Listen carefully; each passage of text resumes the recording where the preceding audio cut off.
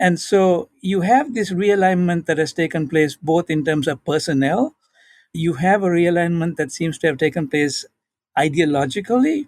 And you also have a realignment that has taken place along ethno religious lines. Welcome to Global Dispatches, a podcast for the foreign policy and global development communities and anyone who wants a deeper understanding of what is driving events in the world today. I'm your host, Mark Leon Goldberg. I am a veteran international affairs journalist and the editor of UN Dispatch. Enjoy the show.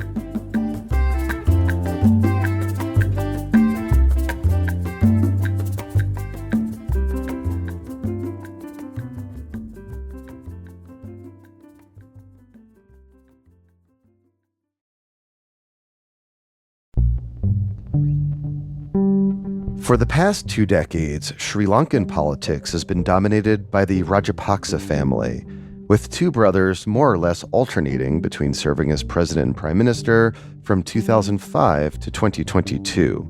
Their regime was marked by corruption and sustained through appeals to ethnic nationalism among the majority Sinhalese Buddhist population, including by deliberately inciting sentiment against minority Muslim and Tamil communities. This kind of appeal to nationalism was the dominant force in Sri Lankan politics for most of the last 20 years. Until, that is, elections this fall.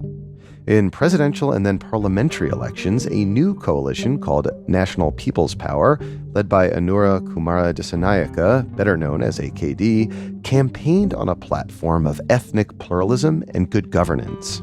They won overwhelmingly, securing 159 out of 225 seats in parliament, a supermajority, leaving Rajapaksa's party with just 3 seats. Joining me to explain how this so-called peaceful political revolution was achieved is Neil Devata, professor of politics and international affairs at Wake Forest University. He is the author of a new article on this stunning turn of events, which appears in the most recent edition of the Journal of Democracy. We begin by discussing just how remarkable this political transition has been and what drove Sri Lankans to abandon the fractious ethnic politics of the past 2 decades. We then delve into how AKD and his National People's Power coalition can reverse Sri Lanka's democratic backsliding. I learned a lot from this conversation. I suspect you will as well, and I will post a link to Neil Devata's article in the show notes of this episode. And as always, feel free to get in touch with me at globaldispatches.org. I love to hear from you. You can use the contact button to suggest to me people I should interview, topics I should cover, anything that's on your mind. And of course, I do hope you sign up for our newsletter, where we post lots of content on all manner of topics in international affairs. So thank you. Now here is my conversation with Neil Devata of Wake Forest University.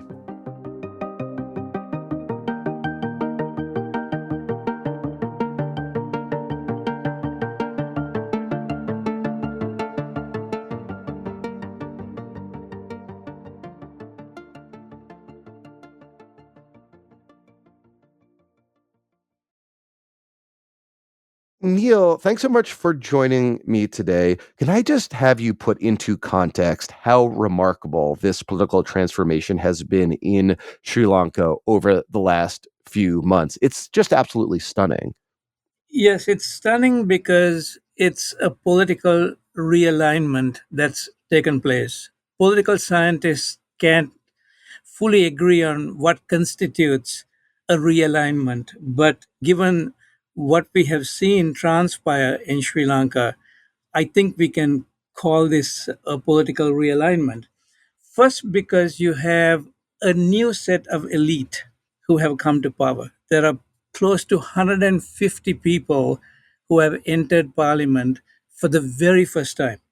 And they constitute a group of people who are better educated and more professional.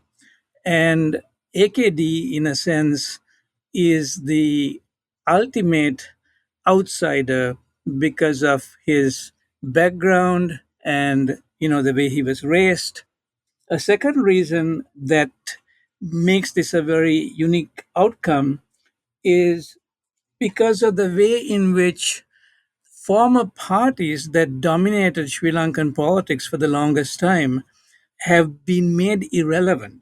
So you had two parties that exchanged positions of power starting in the 1950s, and they had weakened to some extent. But then there was the party that was created by the Rajapaksas. This was the family that has dominated politics even when not in power for the last, say, 2 decades.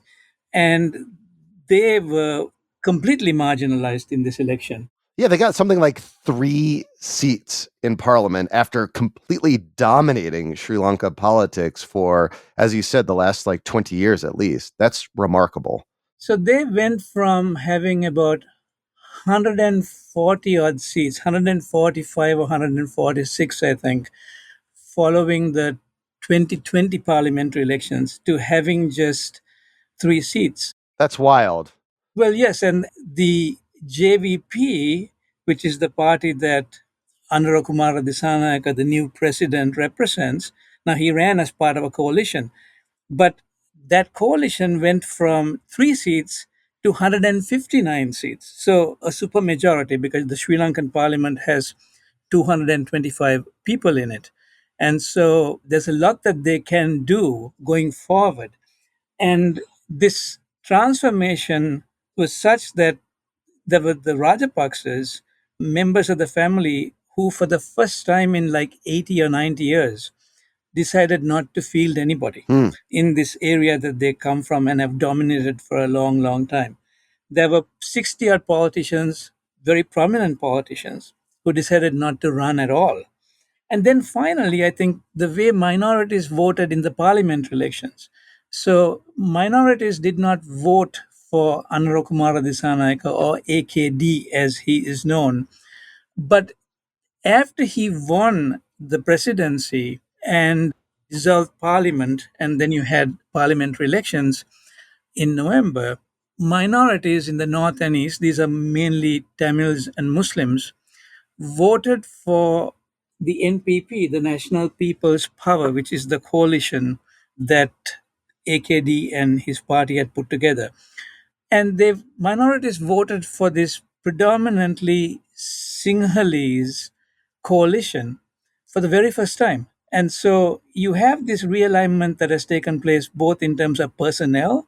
You have a realignment that seems to have taken place ideologically, and you also have a realignment that has taken place along ethno religious lines. So, it's quite a change. I called it a peaceful revolution. And the reason for that partly has to do with the Marxist, violent revolutionary background of AKD and the JVP, the party he represents. Well, let's talk about it. And I also want to disaggregate those 3 points you made with a particular emphasis on that final piece, which I find so fascinating, is that, the Rajapaksas and their view of politics was to foment Sinhalese nationalism at the expense of minorities. And that was their bread and butter, to the point where they were credibly accused with all sorts of horrible human rights abuses and the conduct at the end of the Civil War, like 15 years ago. It was all just really, really awful stuff from a pluralistic point of view. And now you have AKD, a Sinhalese, who also, invokes Sinhalese nationalism to a certain extent, but is now being embraced, at least in part, by ethnic minorities, which to me, again, represents potentially a pluralistic change in Sri Lankan politics, which is certainly welcome and interesting to note. It is. And I think part of it has to do with the way in which the JVP, which is the party that AKD belongs to, has softened this image over the years. So this was a Maoist party that was responsible for two bloody revolutions, one in 71 and one between 1987 and 89.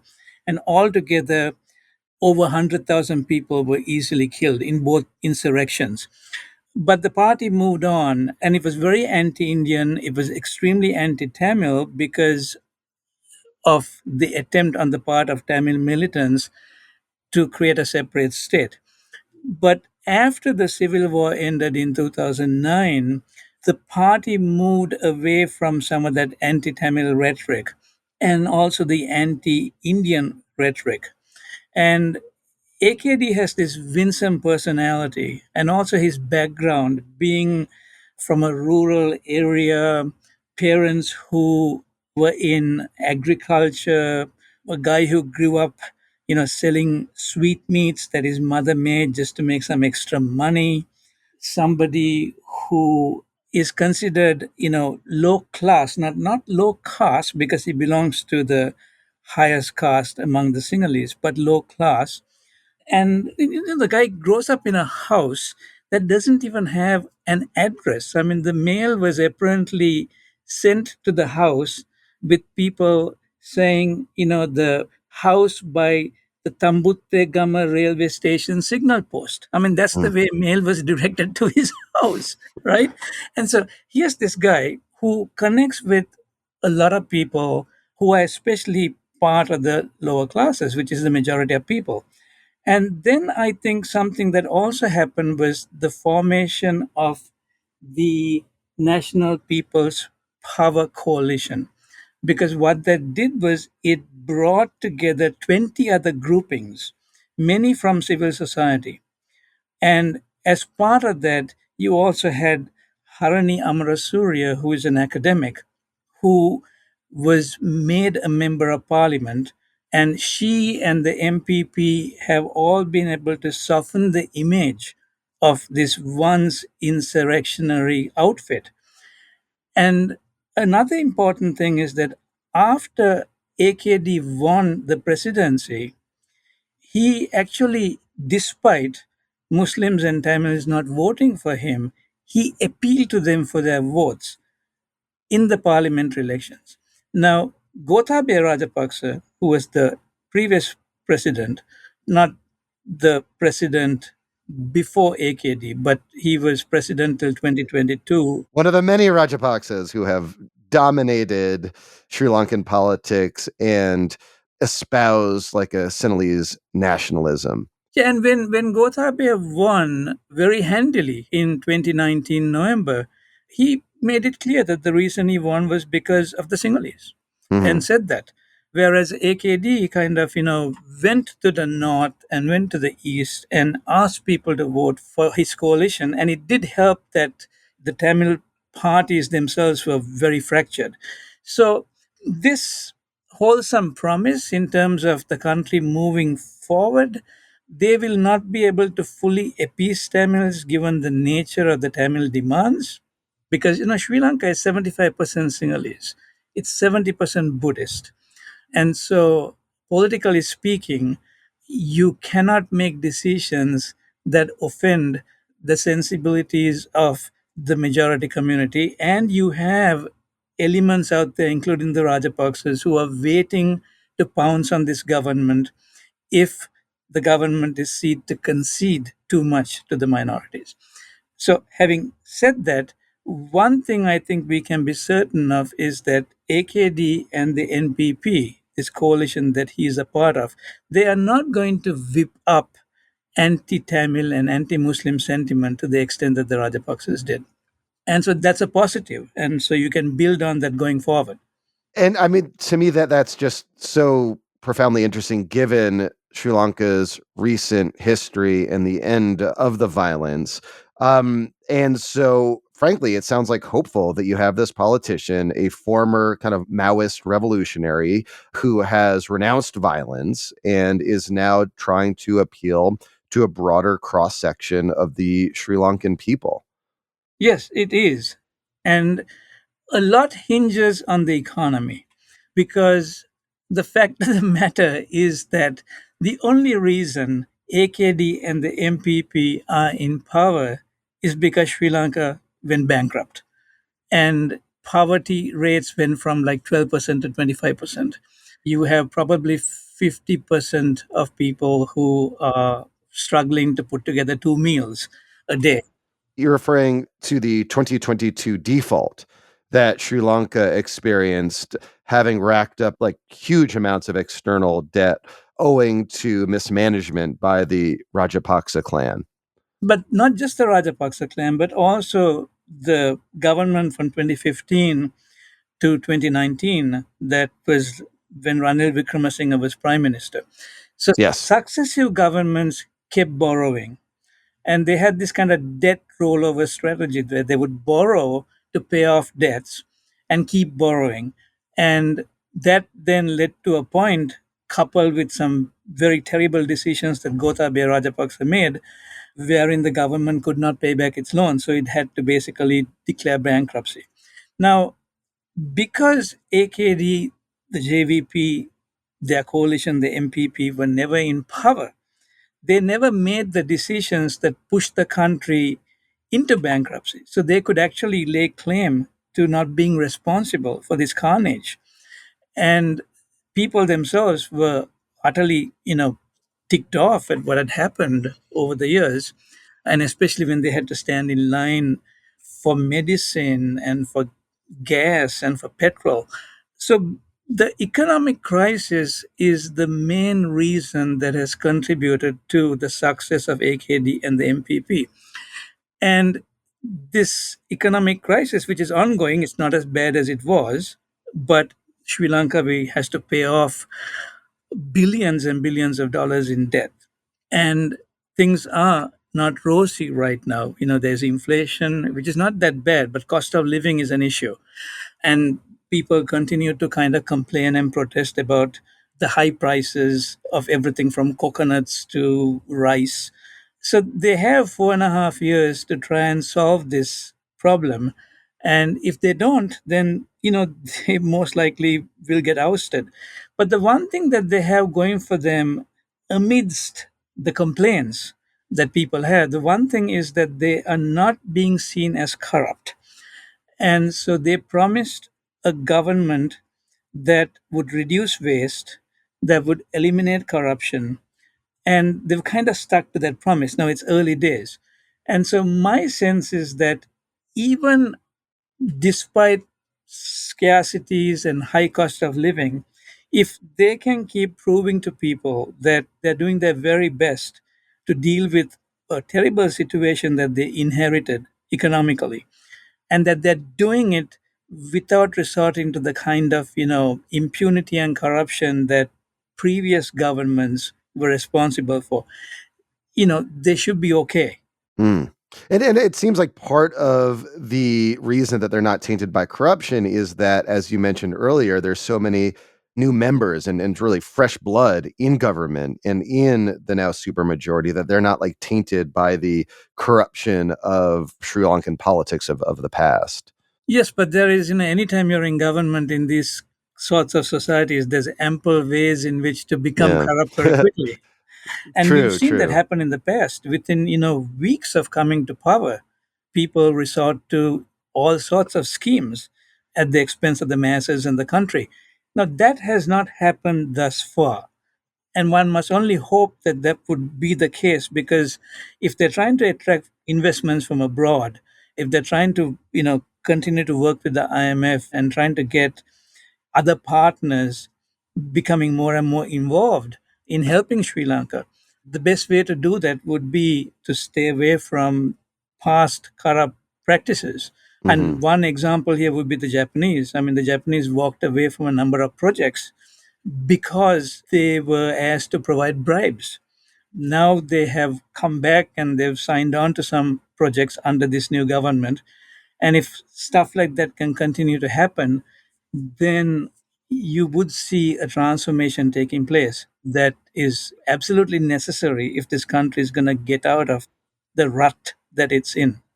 Well, that leads me to my next question, which is to what extent is Sri Lanka's foreign relations necessary to get it out of the rut that it's in? As we speak, for example, AKD is in China trying to, I presume, woo more Chinese investments in the country, which have like a checkered past in Sri Lanka. To what extent is AKD's ability to manage Sri Lanka's relationship with China specifically and other international players more generally required to help Sri Lanka emerge from this crisis? Yes, so what the government has said is that they are pursuing a neutral foreign policy, and that can be interpreted as a multi aligned foreign policy. Now, AKD was in India last month, and that's traditional for the newly elected president to make his first visit to India. This was also symbolically important because of the way in which the Indians reading the tea leaves had reached out to AKD back in February or March last year. The Indians seemed to know that AKD had a good chance of becoming president, and fully aware of the JVP's anti Indian background, invited him over in a very unprecedented way, because AKD was just a member of parliament who was the head of a coalition with just 3 seats in parliament. He was not the leader of the opposition party or anything like that. So to be invited over to India and to meet with the foreign secretary and others was a clear signal on the part of the Indians that they wanted to interact very positively should he become president. And so he has made clear that he will not pursue any policies detrimental to India's security interests, which is also kind of a standard line that other presidents have articulated. Now, Ranil Wickremesinghe was the president that was defeated, and he was seen as being pro West and also pro India. Mahinda Rajapaksa and Gotabaya Rajapaksa were seen as being pro China, mainly because of the criticisms that were leveled against them for the human rights violations, criticisms by the West, Hmm. and also because some of the Chinese investments allowed them to line their pockets. So AKD has this balancing act vis a vis mainly China and India. Sri Lanka is only about 22 miles away from India. There's massive development taking place in South India. Tamil Nadu, just one of the 5 southern states, alone is looking at an economy that approximates $1 trillion by 2030. And so it makes perfect sense, on the one hand, for Sri Lanka to try and piggyback on that kind of development. But then you also have China that has expanded its tentacles not just in Sri Lanka but across South Asia. And there are certain things the Chinese will want that will upset India. So he has this balancing act. I think the main thing that he has to do is to make sure that whatever development comes to Sri Lanka, especially development that is not based on grants, that are based on loans, first, that these loans are concessionary loans, meaning they are low interest loans, they are long term loans, and that they are loans that go towards projects that are absolutely necessary for Sri Lanka's economic development, because there were a number of projects that were pursued, much of it with Chinese loans, unfortunately, that were not only unsolicited. In other words, it was, Chinese developers coming and saying, "Why don't we build this for you?" It was not Sri Lanka going and saying, "Can you please build this for us?" And then these were also non-concessionary loans, and some of these projects are just white elephants. And now, this was not the main reason Sri Lanka became bankrupt, and that's something that needs to be emphasized. China is not the main reason Sri Lanka became bankrupt. Yeah, like most of the debt is held by the West. By the West, it's sovereign bondholders. But some of these wasteful projects that were conducted with Chinese money did not help. Mm. So I think Sri Lanka stands to benefit from China and India both being involved in the country. But there's a security dimension here. And so whatever Sri Lanka does, I think it's very important that it does not upset Indian sensibilities. Mm. So AKD and his NPP coalition has a supermajority in parliament. How do you expect they will leverage that super majority in the coming months and years? Well, in their manifesto, they promised to put together a new constitution, building on draft constitutions that prior governments had worked on. And they have no excuse to not do it because they have 159 people who are part of the government. They don't need outside help for this. They don't need to form some kind of coalition to ram through a constitution. He has also promised that he would be the last president of Sri Lanka because most Sri Lankans, in fact, the vast majority, would like to see the executive presidency abolished.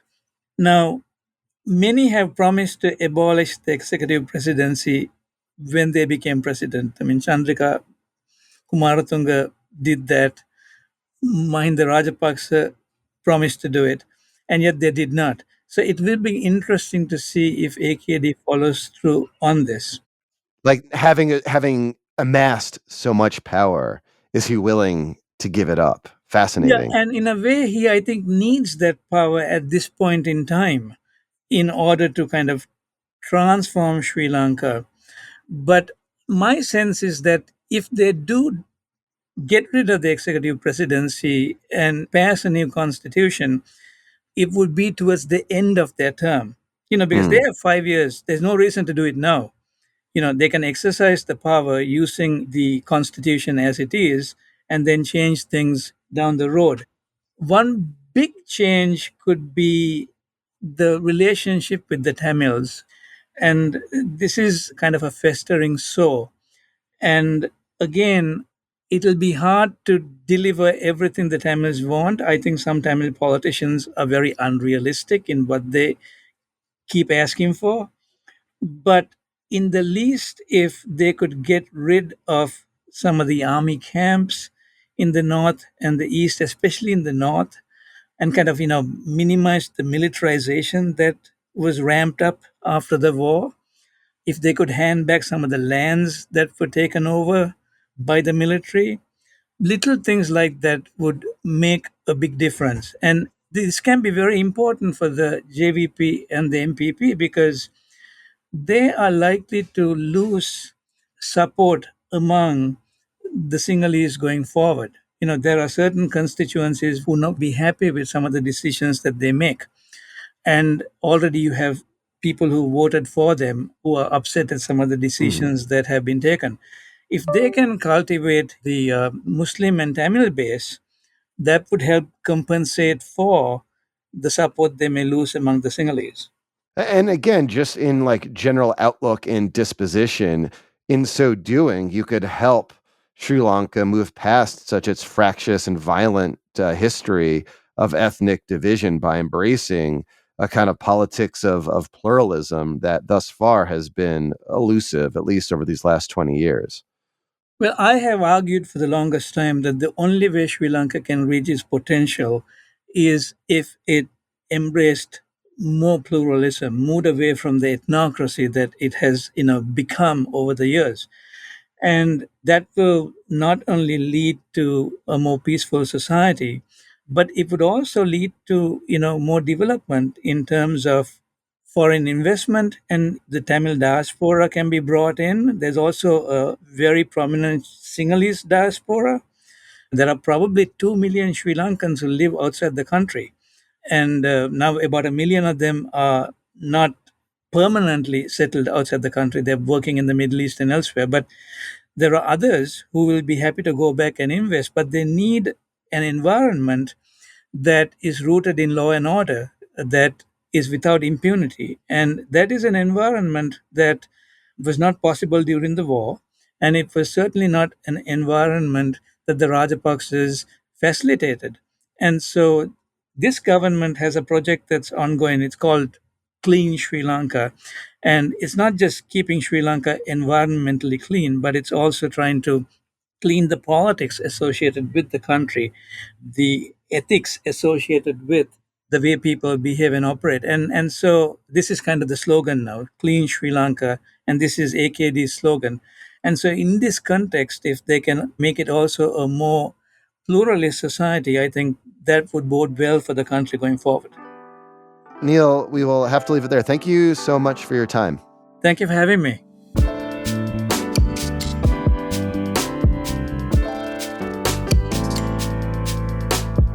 Thanks for listening to Global Dispatches. The show is produced by me, Mark Leon Goldberg. It is edited and mixed by Levi Sharp. If you are listening on Apple Podcasts, make sure to follow the show and enable automatic downloads to get new episodes as soon as they're released. On Spotify, tap the bell icon to get a notification when we publish new episodes. And of course, please visit globaldispatches.org to get on our free mailing list, get in touch with me, and access our full archive. Thank you.